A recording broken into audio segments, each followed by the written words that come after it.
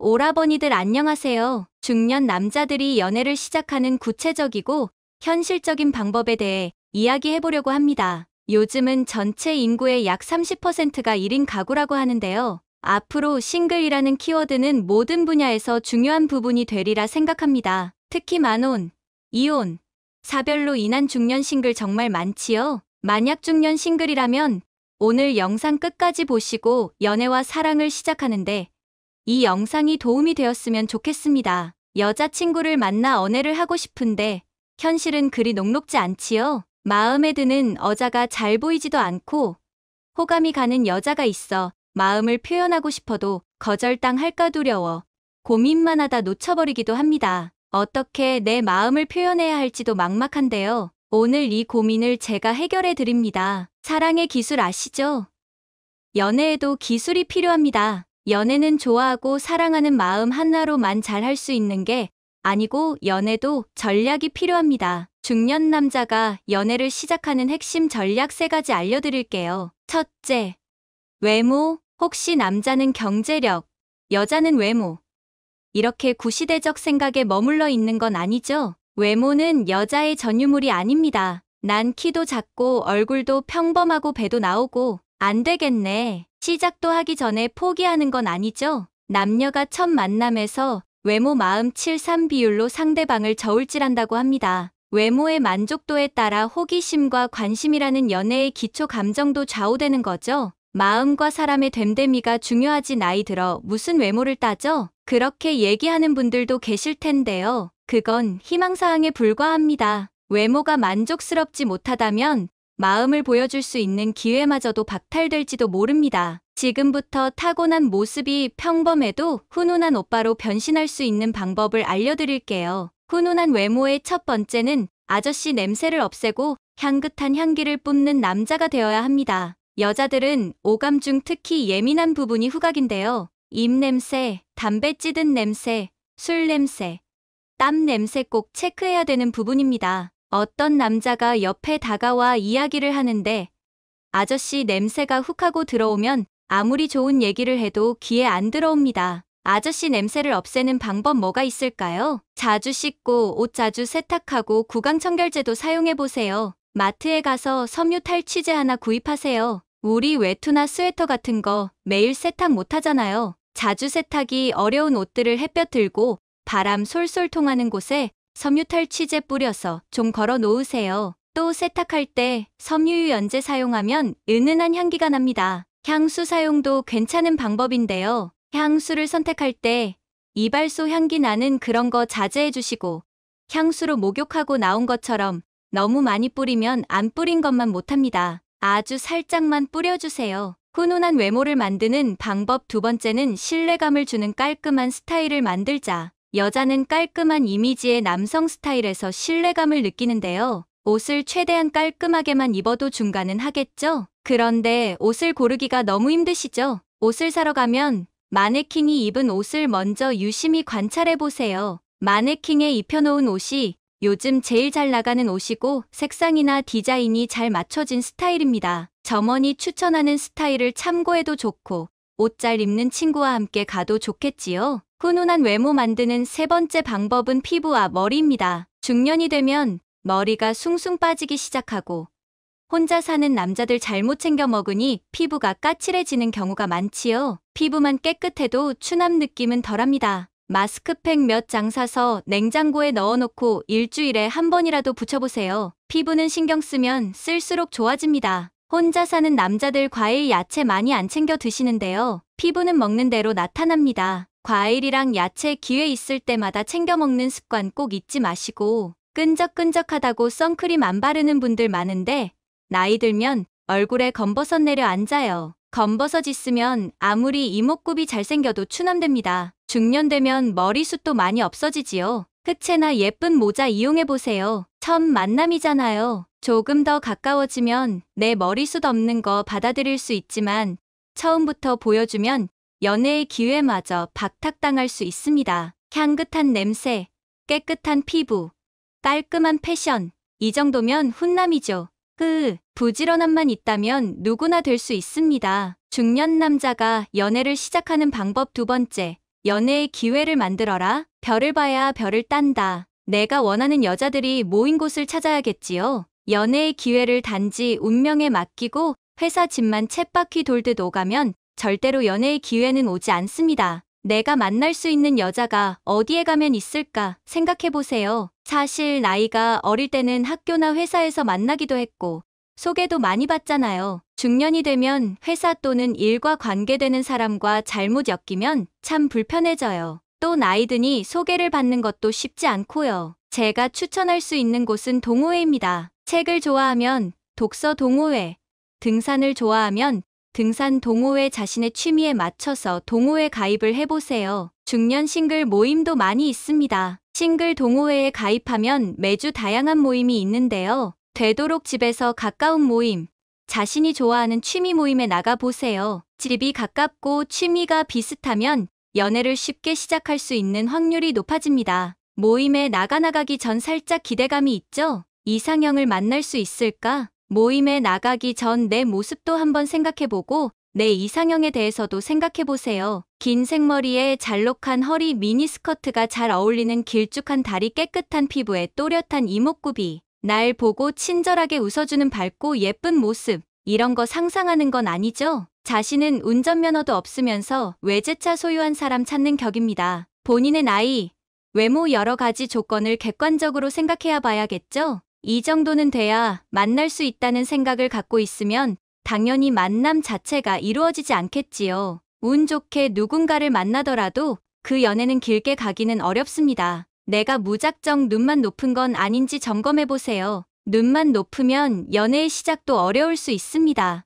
능력 있고 매력적인 사람을 만나려면 자신도 그만한 능력과 매력을 갖추고 있어야 하겠죠? 내가 누군가를 내려다보고 평가할 때 다른 누군가도 날 그런 시선으로 평가한다는 걸 꼭 잊지 마세요. 흰머리도 있고 배도 나오고 주름도 있고 생각도 젊을 때처럼 팍팍 안 돌아가는 게 당연한 중년입니다. 나도 그런 중년이고 모임에 나올 다른 사람도 이런 모습이란 걸 먼저 생각해야 합니다. 이런 마음의 준비가 되었다면 집에서 적당히 가까운 곳에 모임, 또 내가 좋아하는 취미 모임에 정기적으로 나가보세요. 연애의 시작은 만남의 기회가 많을수록 이루어질 확률이 높다는 것 잊지 마세요. 중년 남자가 연애를 시작하는 핵심 전략 세 번째는 자연스러운 접근입니다. 모임에 나갔는데 호감이 가는 여자가 있다면 어떻게 할까요? 누군가 먼저 대시할까봐 조급함도 생기고 거절당할까 긴장되고 불안한 마음이 있는 게 당연할 텐데요. 자연스럽게 상황을 보고 부담스럽지 않은 친절을 베풀어 보세요. 식사를 마치고 껌이나 초콜릿을 건넨다든지 자신의 손수건을 빌려준다든지. 중년 여자들이 어떤 남자를 좋아할 것 같나요? 물론 여러 가지가 있겠지만 편안한 남자입니다. 아무리 호감이 가도 첫 만남에서 훅 들어오는 남자는 부담스러워하고 경계합니다. 모임에서 자연스럽게 보면서 상대가 나에 대해 어느 정도의 신뢰가 쌓인 뒤에 고백하면 성공할 확률이 훨씬 높습니다. 신뢰를 쌓으려면 어떤 모습을 보여야 할까요? 모임 약속 시간을 꼭 지키고 또 밝은 모습을 보이되 가볍지 않아야 합니다. 모든 여자들에게 정도 이상의 농담 따먹기와 친절을 베푸는 모습은 바람둥이라 오인하기 쉽습니다. 이런 남자는 내가 사귀고 싶은 남자는 안 되고 그냥 이용하기 편한 아는 오빠 정도로 여자들이 생각하기 쉬워요. 첫 모임에서 호감 가는 여자를 찾았다면 다음에 그 여자가 나오는 모임에 자연스럽게 또 나가보세요. 자꾸 봐야 호감도가 쌓이겠죠? 모임에서 볼 때마다 가볍게 인사도 나누고 상대에게 적절한 질문을 던져보세요. 적절한 타이밍에 재치 있는 한마디 툭 던지면 효과 만점이겠죠? 몇 번의 만남까지는 집착하거나 부담 주지 말고 자연스럽게 내 긍정적인 이미지를 상대에게 심어주는 것이 포인트입니다. 지금까지 중년 남자가 연애를 시작하는 방법 3가지 살펴봤는데요. 훈훈한 외모, 연애의 기회, 긍정적 이미지, 이렇게 3가지로 압축할 수 있겠네요. 피곤해서 난 연애 못하겠다고 하실지도 모르는데요. 부지런히 연애 기술을 익히고 실천한다면 당신의 생활이 가슴 뛰게 행복할지도 모릅니다. 당신의 노후가 따뜻해질 가능성 높아요. 이제 오늘의 다음 콘텐츠로 넘어가겠습니다. 남자가 여자를 진짜 사랑할 때 어떤 행동을 할까요? 돈과 시간을 아낌없이 쓴다. 연락을 자주 한다, 자꾸 쳐다본다, 자주 웃는다, 친절하다 등 다양한 의견이 있을 것 같은데요. 남자가 여자를 좋아할 때 하는 행동은 좀 나눠서 생각해 볼 필요가 있을 것 같아요. 가볍게 만나려고 할 때와 진지한 만남을 하려고 할 때 차이가 있고, 썸 탈 때와 정말 내 여자라는 확신이 들 때 혹은 결혼을 한 뒤에 나눠서 생각해 볼 수 있는데요. 사실 남자가 잠자리를 목적으로 가볍게 만나려고 할 때도 당연히 돈과 시간을 씁니다. 그래야 소기의 목적을 빠른 시간 안에 달성할 수 있으니까요. 나도 가볍게 만나려고 하는 게 아니라면 남자가 돈과 시간을 쓰고 친절해도 나를 좋아하는 방향이 다르다는 것을 알아야겠죠? 그럼 남자가 가볍게 만나려고 하는지 아니면 진지하게 만나려고 하는지 어떻게 알 수 있을까요? 다양한 방법으로 알 수 있지만 대화 패턴을 보면 알 수 있는데요. 남자가 만남 초기부터 대화를 하면서 한 번씩 성적인 이야기를 꺼내면 여자의 반응을 살필 거예요. 한 번 슬쩍 성적인 이야기를 던졌을 때 여자가 실은 내색을 하는지, 아니면 대화의 주제를 전환해 다른 이야기로 넘어가려고 하는지, 또는 성적인 이야기에 적극적으로 반응을 하는지 살필 거예요. 아니다 싶으면 뒤로 물러설 거고, 적극적인 반응이 나오면 한번 찔러봐야 되겠구나 생각을 할 겁니다. 진지하게 만나려는 남자들은 처음부터 성적인 이야기를 꺼내지 않고 조심하죠. 시간이 많으니까요. 하지만 가볍게 만나려는 남자들은 하루라도 빨리 잠자리를 하려고 할 겁니다. 어느 정도 사회 경험과 연애 경험이 있는 여성이라면 유심히 살피면 금방 알 수 있어요. 연애 초반에 남자가 여자를 좋아할 때 행동은 거의 비슷한데요. 돈과 시간을 아낌없이 쓰고 연락을 자주 하죠. 여자를 기다리게 안 합니다. 만약 모임에 가서 여러 남자 중에 누가 나에게 관심이 있나 알아보려면 내 옆에 와서 앉아있는 사람이 나에게 호감이 있는 사람이에요. 남자는 어떤 식으로든 호감이 가는 여성 주변을 맴돌게 되어 있어요. 호감 가는 여성 자리를 놓쳤다면 어떤 핑계를 대서라도 호감 가는 여성 옆으로 오게 되어 있어요. 그리고 자주 나와 눈이 마주칩니다. 만약 나도 그 남자가 마음에 든다면 눈이 마주쳤을 때 눈을 피하지 말고 살짝 웃어주세요. 그럼 남자가 여러분에게 용기를 낼 확률이 높아집니다. 눈 마주쳤을 때의 눈을 피하거나 인상을 쓰면 아무리 호감이 있어도 남자는 용기 내기 힘들겠죠? 개인 성향과 여건에 따라 조금씩 차이는 있지만 돈과 시간, 연락은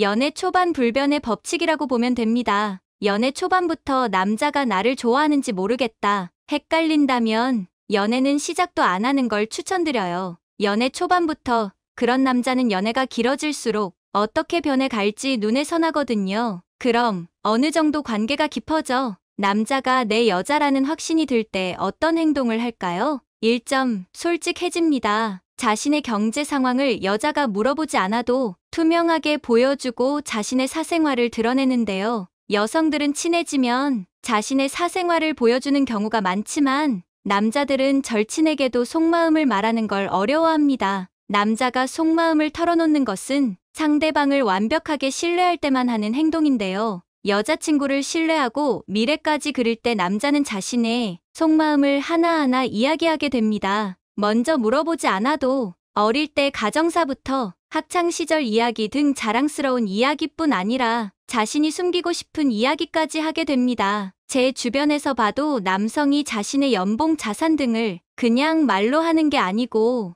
아예 통장을 보여주는 경우가 많더라고요. 남자가 자신의 속 이야기를 하는 게 무슨 사랑할 때 하는 행동이야 말하는 분도 있을 것 같은데요. 미국의 한 교사에 따르면 초등학교 4학년부터 고등학교 3학년까지 남녀를 대상으로 남에게 자기 얘기를 얼마나 하는지 조사를 했는데요. 초등학교 4학년부터 6학년까지는 남녀 간 차이가 별로 없었다고 해요. 남학생들도 속마음을 주변에 잘 털어놨는데요. 고등학교 3학년 정도부터는 남녀의 차이가 나기 시작했다고 합니다. 여학생이 자신의 속마음을 털어놓는 걸 100으로 치면 남성은 65 정도가 되었다고 해요. 전 남성들의 이런 성향은 나이가 들수록 더 심해진다고 생각합니다. 중년 남자들은 웬만큼 신뢰가 쌓이지 않는 한 자신의 속마음을 말하지 않더라고요. 이렇게 자신에 대해서만 솔직해지는 게 아니고 친구, 가족 등 주변 사람들에게 소개를 합니다. 자신의 주변까지 과장하지 않고 모두 여자에게 있는 그대로 보여주더라고요. 2점, 미래에 대해 구체적으로 그려나갑니다. 가볍게 만나려는 남자도 미래에 대해 이야기할 수 있지만 구체적이지 않고 미래에 대해 이야기해도 허황된 말만 하는데요. 진지하게 만나려는 남자는 내 여자라는 확신이 들면 미래에 대해 구체적으로 하나하나 그려나가게 됩니다. 만약 중년 커플이라면 현실 기반에서 구체적인 노후 준비에 대해서도 그려나가게 되죠. 예를 들어 주택연금으로 얼마가 나오고 국민연금으로 얼마, 개인연금으로 얼마, 여자친구에게 있는 거 얼마, 몇 살까지 우리가 일을 해야 한다 등 현실 기반에서 아주 구체적으로 노후 플랜을 짭니다. 이런 노후 준비에 대해서 생각하지 않는 남자들은 재미만 보겠다, 아니면 여자 덕 보고 살겠다는 마음이 큰 거죠. 여자를 사랑하는 게 아니고 덕 보려는 남자는 여성의 경제력으로 살자는 말을 구체적으로 하더라고요. 싱글 여성이 남자를 만나려면 물론 나를 사랑하는 것도 중요한데요. 빼놓을 수 없는 것이 현실적인 부분이에요. 중년 이후 만남은 더 현실적으로 생각해야 합니다. 아무리 지금 달콤한 말로 사랑을 속삭여도 경제적인 상황이 어려워지면 원수되는 건 순식간이더라고요. 물론 남자의 큰 돈을 바라고 남자의 경제력이 덕보고 살라는 게 아니에요. 둘이 힘을 합칠 때 어느 정도 살아갈 정도는 돼야 한다는 겁니다. 아무리 사랑하고 잘생기고 성격이 좋아도 생활력이 없는 남자를 만나는 건 지옥으로 스스로 뛰어드는 거예요. 우리가 언제까지 젊은 게 아니죠? 물론 여자는 경제활동도 안 하면서 돈 많은 남자를 만나라는 게 아니에요. 남자든 여자든 서로 생활력이 있는 사람을 만나야 됩니다. 말년에 개고생하고 싶지 않으면 생활력 없는 사람과는 처음부터 시작도 하지 마세요. 난 결혼은 안 하고 연애만 할 거니까 생활력 없어도 괜찮아 말하는 분도 있을 것 같은데요. 생활력 없는 남성과의 연애하는 여성들을 보면 외식하면서 눈치 보고 그것도 내가 사야 하고 나중엔 돈 빌려주고 카드 주고 남자가 당연하게 자기의 필요한 거 싸달라고 합니다. 남자가 해주는 건 오직 잠자리 하나예요. 여자는 그게 나를 사랑하는 거라 착각하며 못 헤어지다. 바닥까지 가서 영혼까지 털리고 이별을 하더라고요. 그럼 결혼한 남자가 아내를 사랑할 때는 어떤 행동을 할까요? 고마워하고 안쓰러워합니다. 나와 함께의 긴 세월을 살아준 아내에게 고마워하고 그걸 표현하고, 아내가 나이 들어가고 어디 아프다고 하면 가슴 아파하고 안쓰러워합니다. 제가 아는 분은 얼마 전 결혼 30주년에 지금까지 고생했고 나와 살아줘서 고맙다고 남편분이 아내에게 벤츠 승용차를 선물해 주더라고요. 그럼 꼭 그렇게 고가의 선물을 줘야 남편이 아내를 사랑하는 걸까요? 당연히 아니죠. 매일 밥하기 힘든 아내 안쓰러워하며 외식도 하고 맛있는 것도 사서 퇴근하고, 아내가 등산을 좋아하면 등산용품을 사줄 수도 있어요. 아내가 집안일을 힘들어하면 쓰레기도 갖다 버리고 설거지도 하고 도우려고 노력합니다. 꼭 고가의 선물이 아니래도 다양한 방법으로 아내에게 고마움과 안쓰러움을 표현하는 것 같더라고요. 흔히 연애 초기에 남자들의 애정 표현만이 사랑이라고 착각하는 여성들이 많은데요. 이렇게 남자의 사랑은 관계가 길어지고 깊어질수록 표현하는 방식이 달라집니다. 정리를 하면 남자가 여자를 진짜 사랑할 때 하는 행동은 연애 초반엔 돈과 시간을 쓰고 자주 연락한다. 내 여자라는 확신이 들면 솔직해지고 미래를 구체적으로 그려나간다. 결혼 후엔 고마워하고 안쓰러워한다. 남자들인 여성보다 표현이 서투른데요. 여자를 사랑하면 자신의 마음을 자기만의 방식으로 표현하더라고요. 마지막 부분은 당신의 삶을 위한 건강 섹션이 될 것입니다. 오늘은 껍질에 보슬보슬한 털이 있고 아주 향긋한 과일을 알아보려고 합니다. 다들 이렇게만 말씀드려도 어떤 과일인지 바로 아실 텐데요. 바로 복숭아입니다. 복숭아는 성질이 따뜻한 과일인데요. 달달한 맛과 더불어 수분이 아주 풍부하고 신맛을 내는 유기산도 함유되어 있어서 더위로 지친 몸에 활력을 불어넣어 주기도 합니다. 한의학에서도 약으로도 사용을 하는데요. 복숭아의 다양한 부분을 이용해 여러 처방에 사용하기도 합니다. 복숭아 씨앗하면 먹으면 안 된다는 말을 많이 들어보셨을 텐데요. 이 씨앗에는 천연으로 발생하는 독성 물질인 시아너수소산이 포함되어 있어서 다량 섭취 시 인체에 해로울 수 있기 때문입니다. 이 시아너수소산이 복숭아, 과육에도 들어있다고 하는데 알고 계셨나요? 그럼 과육을 먹는 것도 해로울까요? 아닙니다. 복숭아, 과육에도 약간의 시아노수소산이 들어있지만 적은 양이라 건강에 해로울 정도로 큰 영향을 주지 않습니다. 오히려 건강에 도움을 주기도 하는데요.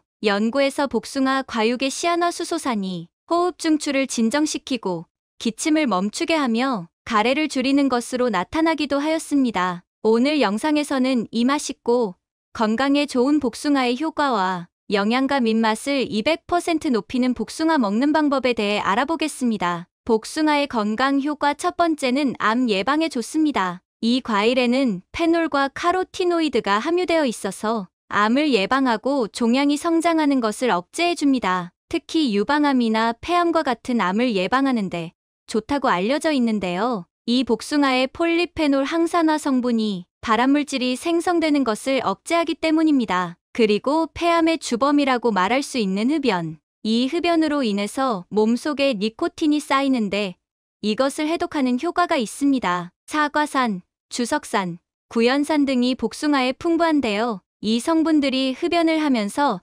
몸속에 쌓인 유해물질을 제거해줍니다. 하지만 한계가 있기 때문에 절대 금연해야 하는 것 알고 계시죠? 두 번째는 당뇨병에도 도움이 됩니다. 복숭아 하면 혈당을 급격하게 올리는 것으로 알려져 있잖아요. 그렇다 보니 당뇨병 환자분들은 복숭아를 멀리합니다. 맞습니다. 말랑하고 부드러운 복숭아는 소화 흡수 속도가 빨라 혈당을 급격하게 올릴 수 있습니다. 하지만 말랑하지 않은 복숭아, 아삭한 복숭아나 천도 복숭아라면 어떨까요? 딱딱한 복숭아로 소량 드신다면 혈당에 무리를 주지 않고 풍부한 항산화제와 영양소로 당뇨병 관리와 합병증 예방에 좋은 과일이 될 수 있습니다. 실제로 혈당지수와 혈당부하지수도 그리 높지 않은데요. 아삭한 복숭아를 기준으로 익은 정도에 따라서 GI 30에서 GI 50으로 낮은 혈당지수 식품입니다. 그리고 한번 먹을 양인 100끼, 크기에 따라 13개에서 12개를 먹었을 때의 혈당부하지수는 GL 3.3에서 GL 5.5로 낮은 혈당부하지수 식품에 속합니다. 당뇨병 환자라도 많이 드시지 않고